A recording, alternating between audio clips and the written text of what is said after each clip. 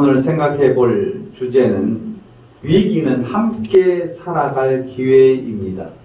위기는 함께 살아갈 기회입니다가 오늘 우리가 함께 생각해 볼 주제입니다.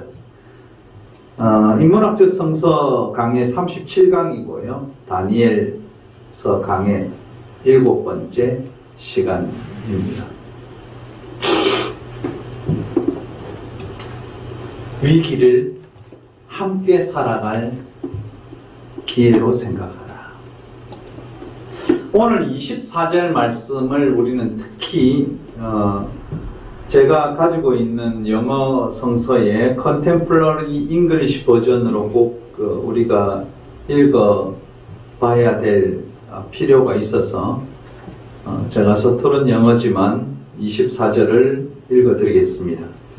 잘 아는 단어 어느 정도 이렇게 쉬운 단어로 형성된 번역본이기 때문에 쉬우리라 생각합니다. 24절 Daniel went back to Antioch. 우리나라 단어는 아리오크로 되어 있는데 영어 발음은 A 할 때 에리오크입니다. 에리오크. The official in charge of executing the wise men, Daniel said, "Don't kill those men. Take me to the king, and I will explain the meaning of his dream." 이렇게 되어 있습니다. 24절. 이것을 우리가 해석해 보면 다니엘은 지혜로운 사람들을 처형하는 일을 맡은 관리 아리오크에게 돌아갔고 다니엘은 그에게 그 사람들을 죽이지 마세요. 이 죽이다는 말, 이 단어는 executing이라는 단어입니다.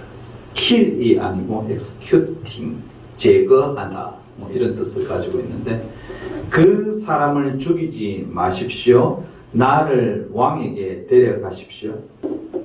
그의 꿈의 의미를 내가 explain, 설명할 것이다. 나는 그의 꿈을 해석할 것이다. 영어 단어는 explain이란 단어로 쓰이기도 하고 그 New International 버전 성경에서는 interpret, 해석하다 이렇게 표현하고 있습니다. 이 꿈의 해석을 다니엘이 설명할 테니까 이 사람들을 죽이지 말라. 이것은 오늘 우리가 생각해야 할 주제와 늘 아주 깊숙이 관계가 있습니다. 이 사람들은 지금 죽음에 처하게 돼 있고 이 죽음을 이용해서 다니엘이 뭔가 성공하겠다는 생각을 나타낸 것이 아니고 이 사람이 위기에 처했을 때 나도 이 사람들과 함께해서 이 사람들의 생명을 구할 것이다. 이 생명을 구하는데 내가 아니면 앞장설 사람이 없구나. 내가 앞장서서 돌을 맞아도 앞을 향해서 나아가자. 이렇게 결심한 것이 오늘 24절, 25절에 나타난 내용입니다. 미국의 35대 대통령인 존 F 케네디, 그는 44, 우리나라 나이로 44세, 만 43세의 미국의 최연소 대통령이 됩니다. 그가 위기라는 단어에 대한 설명을 그의 연설 중에 이렇게 말합니다. 미국 사람이니까 영어로 연설을 했겠죠. 이렇게 표현합니다. When written in Chinese, 한자로 쓰여진 단어가 있는데요. The word, 그 단어는 crisis, 위기라는 단어가 있다. 이 위기가 중국어 발음으로는 우리나라하고 그 한자는 똑같이 써요. 근데 발음은 틀려요. 서로 사마띠 아니할세 이것처럼 위기. 중국어는 웨이지 이렇게 발음합니다. 위기, 이거 웨이지. 그래서 이분이 이렇게 쓰면 the word crisis, 웨이지는 composed of two character, 두 가지 특징을 갖고 있다.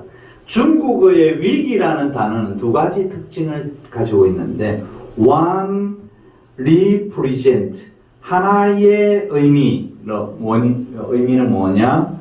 is danger.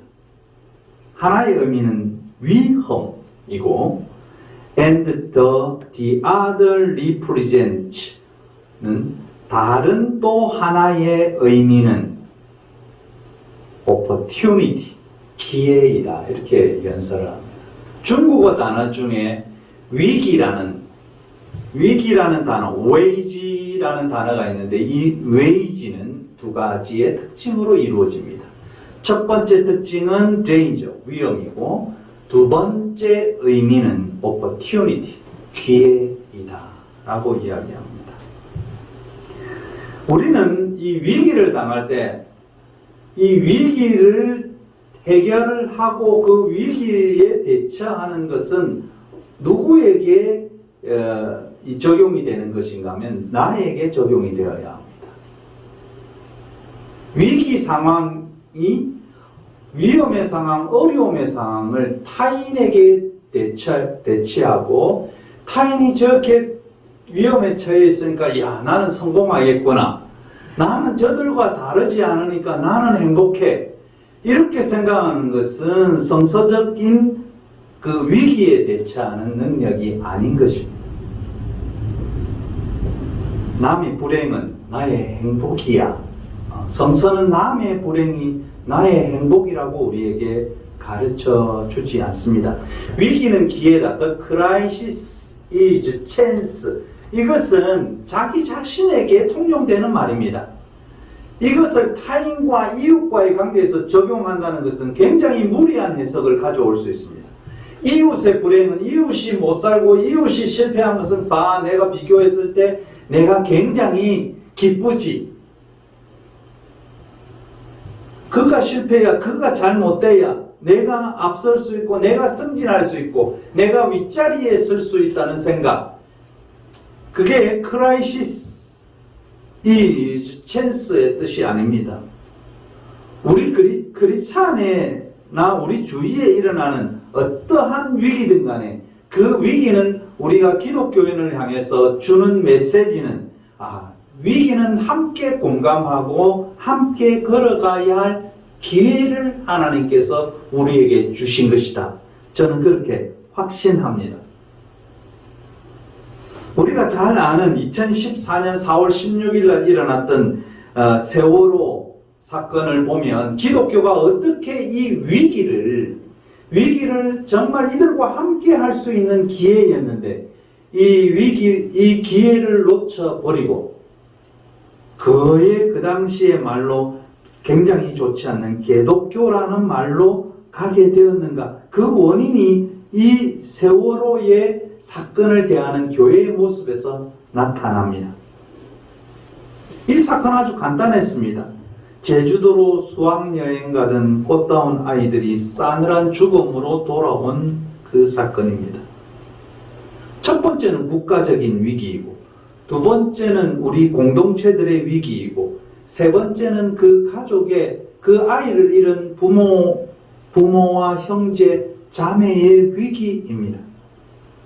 근데 그 당시에 정부는 조작, 눈속임 이것으로 일관했습니다. 대한민국의 정상적인 국민이라면 그 당시에 내가 나의 일이고 나의 가족의 일인 것처럼 슬퍼하고 같이 함께하고 애달파했던 그리고 국가에 대해서 분노했던 그런 사건입니다.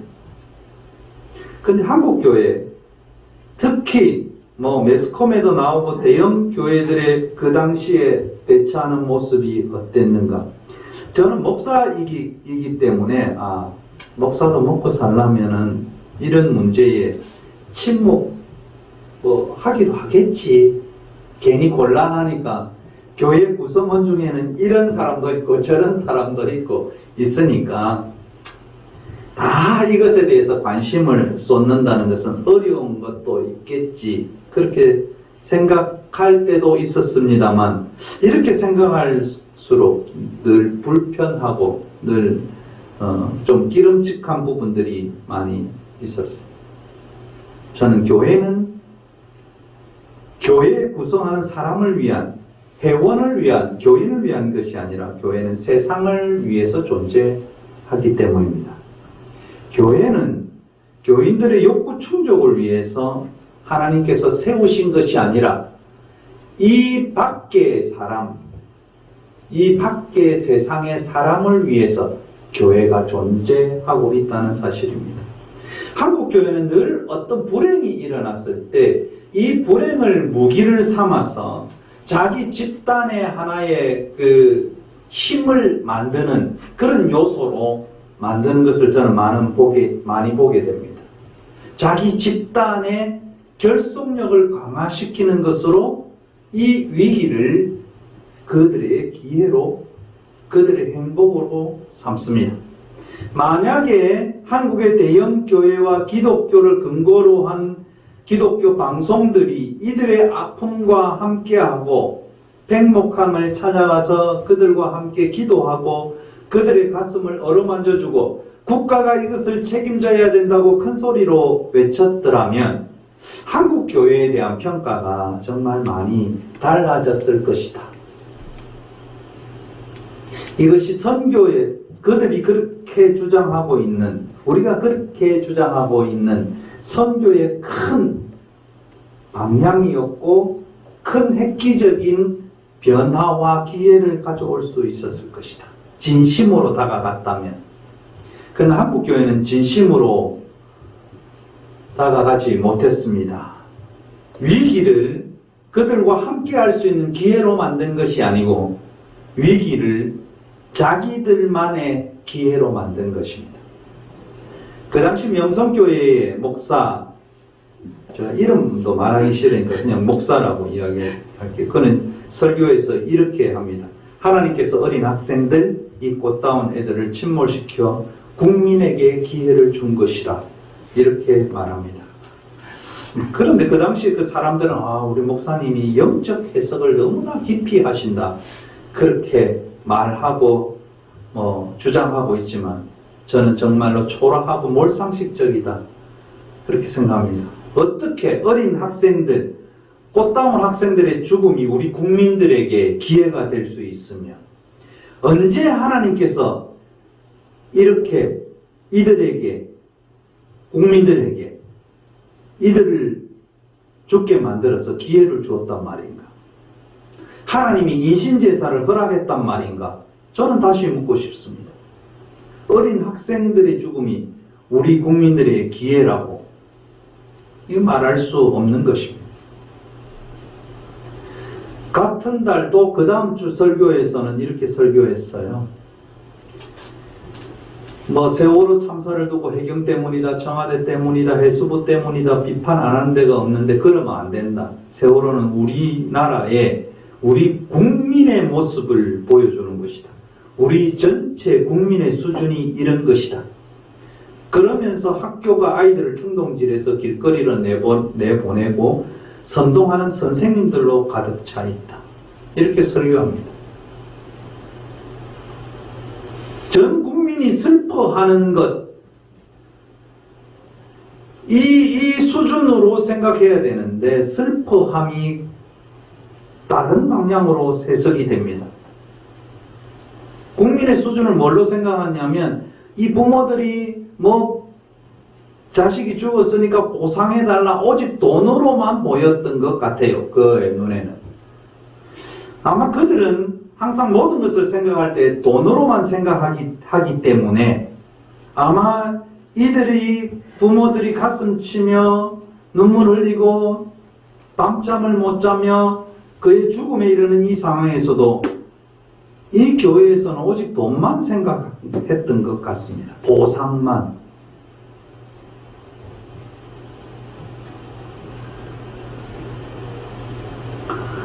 사랑의 교회 그 당시에 목사는 미국 가서 이런 이야기합니다. 정몽준 씨 아들이 그때 국민 세월호 희생자와 실종자들 가족을 향해서 미개하다고 했잖아요. 미개하다. 근데 이 목사님은 그러나 사실 틀린 말은 아니다 이런 이야기를 합니다. 세월호 가족들을 향해서 미개하다고 정몽준 씨 아들이 이야기했지만 걔는 어리기 때문에 그렇게 말할 수 있을지 몰라도 목사가 틀린 말이 아니다.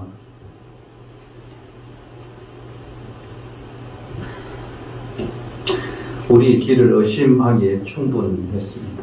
왜 이렇게 말했을까요? 그냥 무시하고 그냥 넘어갈 수도 있고 관심을 안 가지면 훨씬 더 나았을 건데 왜 이렇게 했을까요?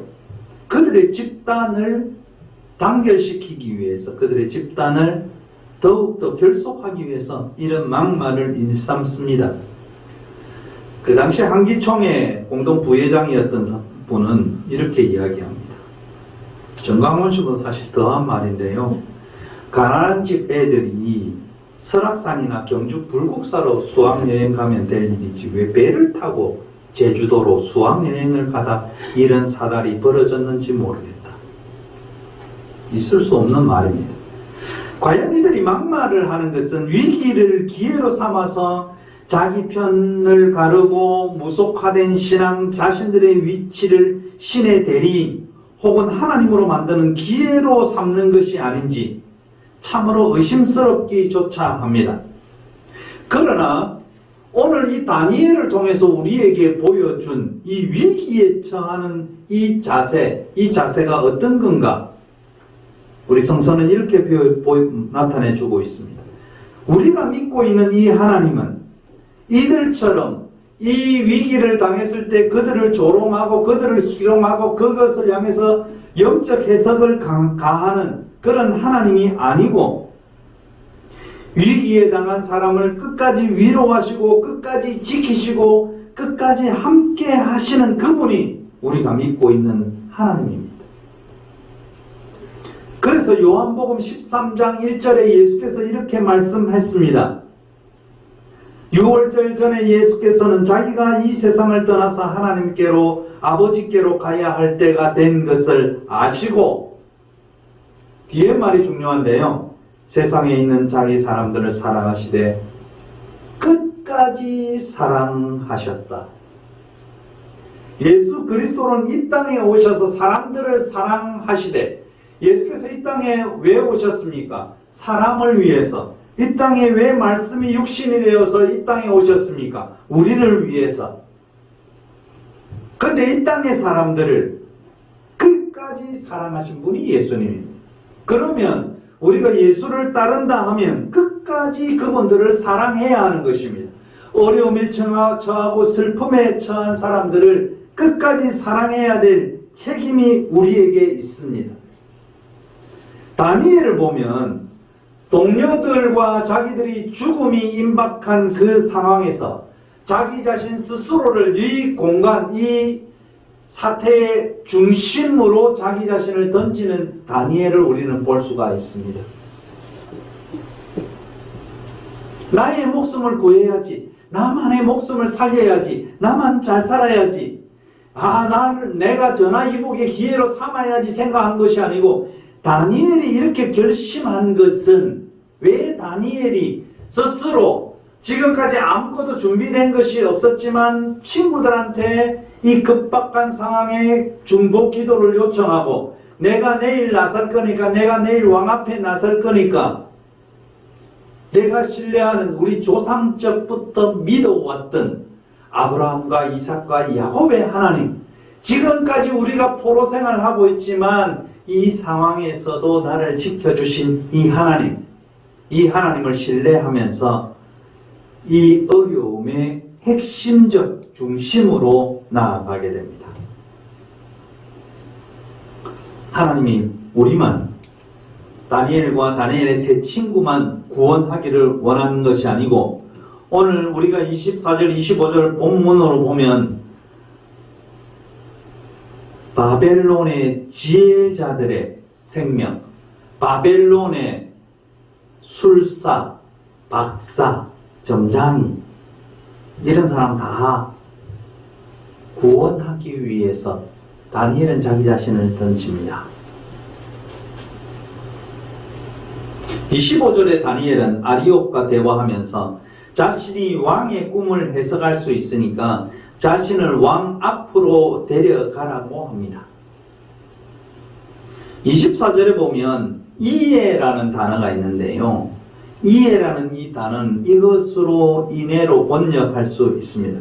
하나님께서는 다니엘에게 은밀한 일을 알게 하셨으니 이로 인해서 아리오곤 바벨론 지혜자들을 죽이지 말고 왕에게 자신을 데려다 줄 것을 요청합니다.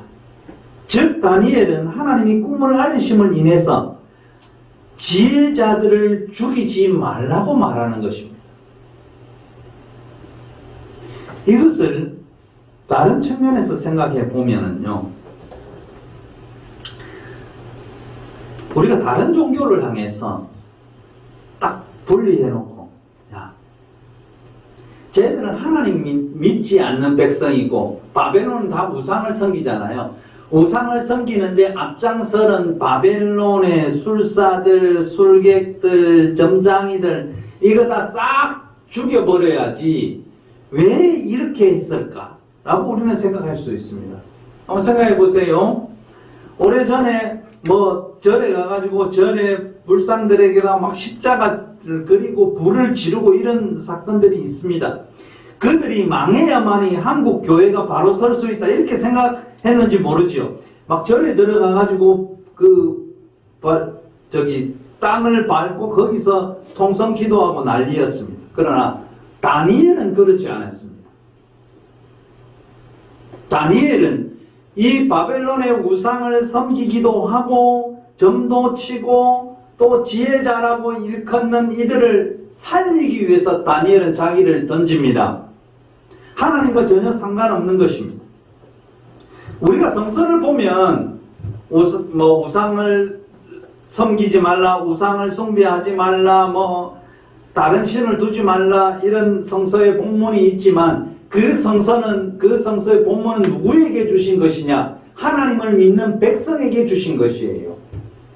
하나님을 안 믿는 백성들을 향해서 하나님께서는 이런 말씀을 하신 적이 없습니다. 하나님은 하나님과 상관없는 민족에게는 중립적이었다는 사실입니다.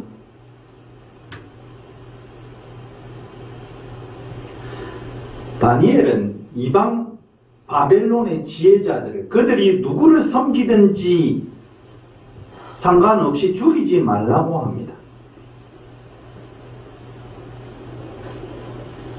기독교의 신앙의 근본은 뭐냐면, 기독교 신앙의 근본은 뭘까요?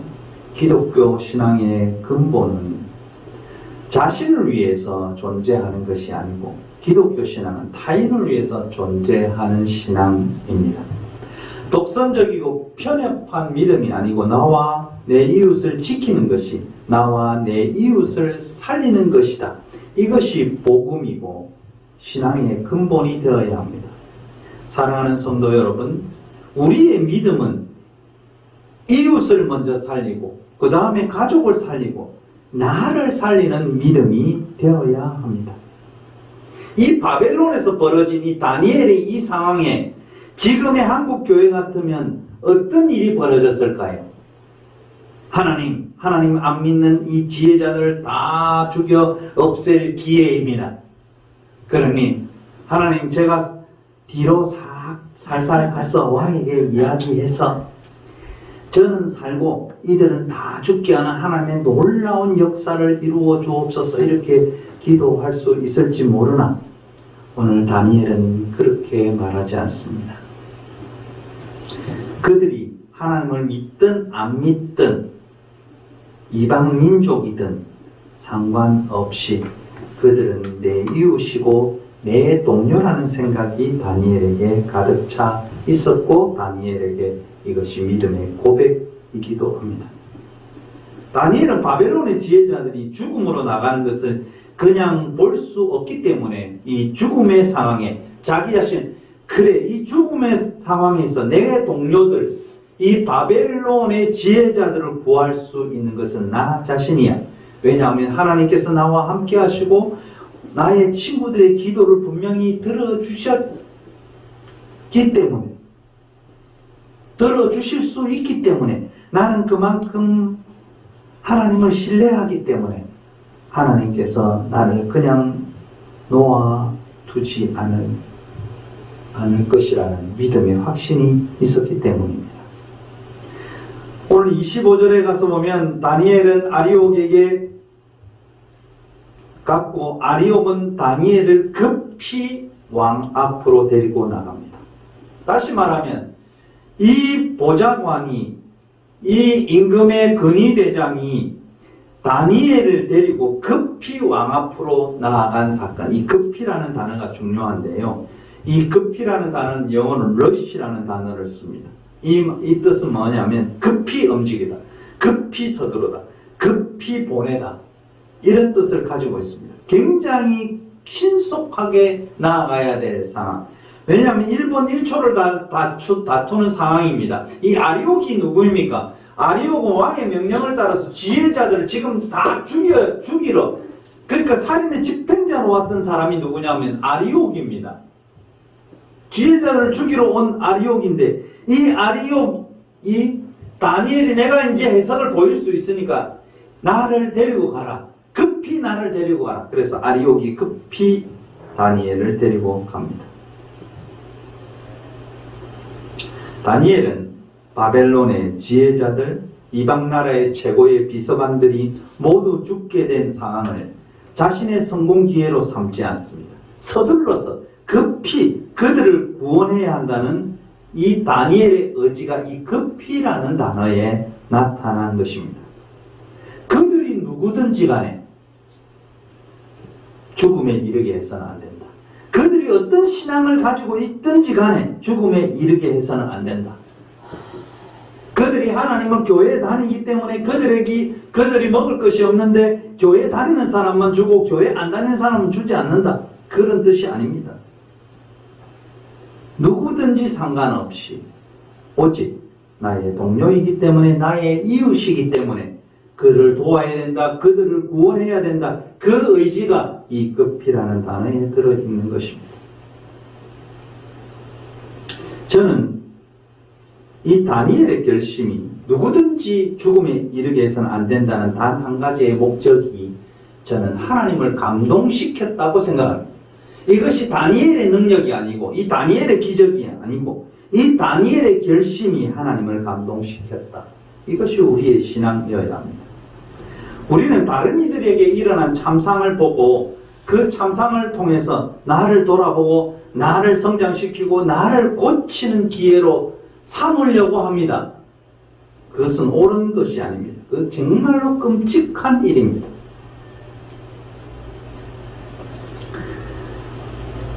저도 옛날에 이런 예화도 써서 보았지만 하나님은 정말 많이 회개했는데요. 오늘 목사님들이 누구누구는 주일날 교회 안 가고 비행기를 탔더니 그 비행기가 추락해서 죽게 되었다, 이런 예화를 어디서 가져왔는지 많이 합니다. 교통사고 나서 중상을 입었다느니 뭐 그런 것을 어디서 가져와서 예화를 들기도 하는데, 그런데 제가 지금 느끼는 하나님은 그런 하나님이 아닙니다. 오늘날 한국교회의 하나님은 우리와 함께 살고 있는 부모들보다 못한 하나님인 경우가 참 많이 있습니다. 우리 사람들도, 우리 부모들도 자식이 뭐 잘못하고 실수하고 늘 잘못하잖아요. 그러면 정상적인 부모라면 이 자식을 저주하지 않습니다. 그렇잖아요. 정상적인 부모라면 이 자식을 저주해서, 야, 너 밖에 나가가지고 차 사고 나서 다리나 팍 다치거라, 이런 저주스러운 말을 절대로 하지 않습니다. 정상적인 부모라면. 그런데 오늘날 교회에서 표현된 하나님은 꼭 이런 모습이라는 것이 참으로 안타깝습니다.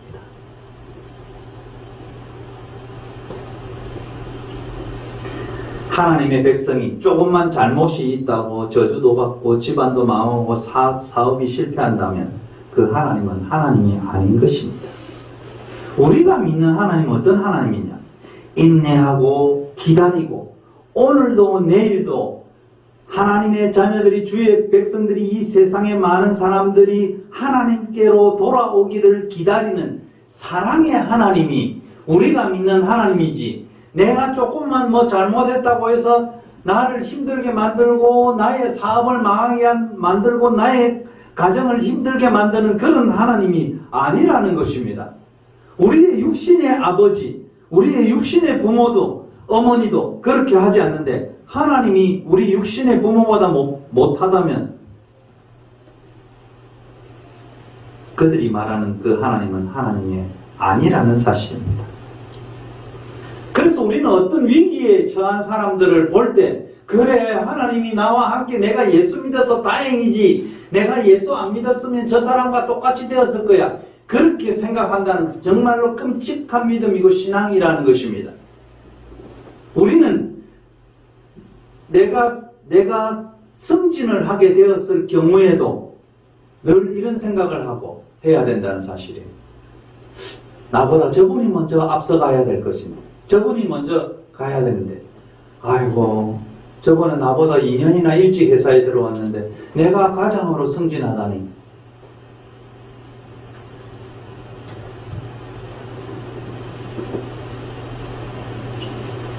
우리는 그것을 축복이라고 생각하지만 하나님은 그렇게 생각하지 않습니다. 내가 스스로 찾아가서 저는 과장 될 자격이 없고 저분을 먼저 하셔야 저는 다음에 내년에 기회가 되면 승진시켜 주십시오. 이렇게 말할 수 있는 자신이 있는 그런 크리스찬이 되어야 된다는 것입니다. 자, 다니엘이 왕 앞에 갔을 때, 왕 앞에 가게 됐을 때 지금 이 문제를 해결하지 못하면 제일 먼저 죽는 사람이 누구예요? 다니엘이에요.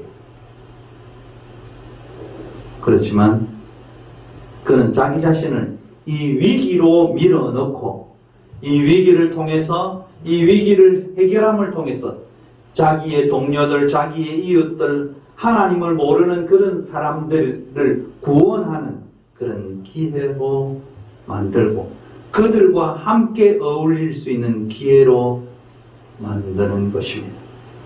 그러므로 타인의 위기를 자신의 출세의 기회로 타인의 위기를 나의 축복의 기회로 삼는 것은 하나님이 원하시는 믿음의 사람이 아닌 것입니다.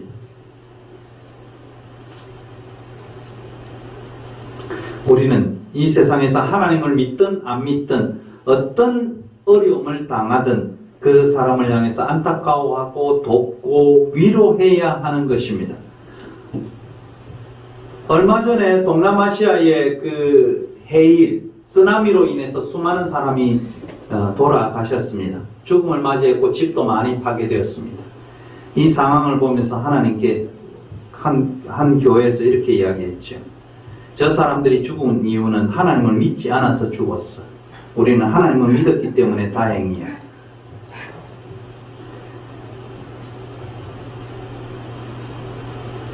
우리가 살고 있는 이 지구촌은요, 하나의 이웃으로 다 연결되어 있습니다.